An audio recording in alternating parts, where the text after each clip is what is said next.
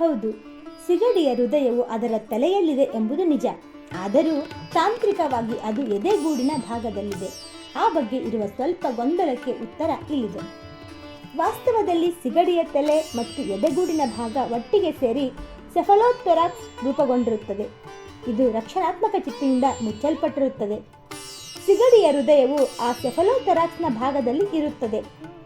ತಲೆ ಮತ್ತು ಎದೆಗೂಡಿನ ಸಂಯೋಜಿತ ಭಾಗವು ಒಂದೇ ಎಕ್ಸೋಸ್ಕೆಲೆಟನ್, ಅಂದರೆ ಒಂದೇ ಸೆಲ್ನಿಂದ ಮುಚ್ಚಲ್ಪಟ್ಟಿದೆಯಾದ್ದರಿಂದ ಅದು ಸಿಗಡಿಯ ತಲೆಯ ಭಾಗವೇ ಎಂಬಂತೆ ಕಾಣುತ್ತದೆ. ಹೀಗಾಗಿ ಅದರ ಹೃದಯ ತಲೆಯಲ್ಲಿದೆ ಎಂದು ಭಾವಿಸಲಾಗುತ್ತದೆ.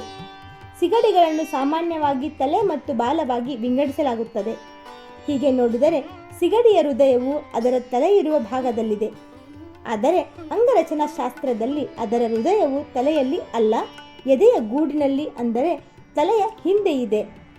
ಸಂಕ್ಷಿಪ್ತವಾಗಿ ಹೇಳುವುದಾದರೆ ಸಿಗಡಿಯ ಹೃದಯವು ಅದರ ದೇಹದ ಮೇಲ್ಭಾಗದಲ್ಲಿ ತಲೆಯ ದಿಕ್ಕಿನಲ್ಲಿದೆ ಮತ್ತು ಈ ಕಾರಣಕ್ಕಾಗಿ ಅದರ ಹೃದಯವು ಅದರ ತಲೆಯಲ್ಲಿದೆ ಎಂದು ಹೇಳಲಾಗುತ್ತದೆ.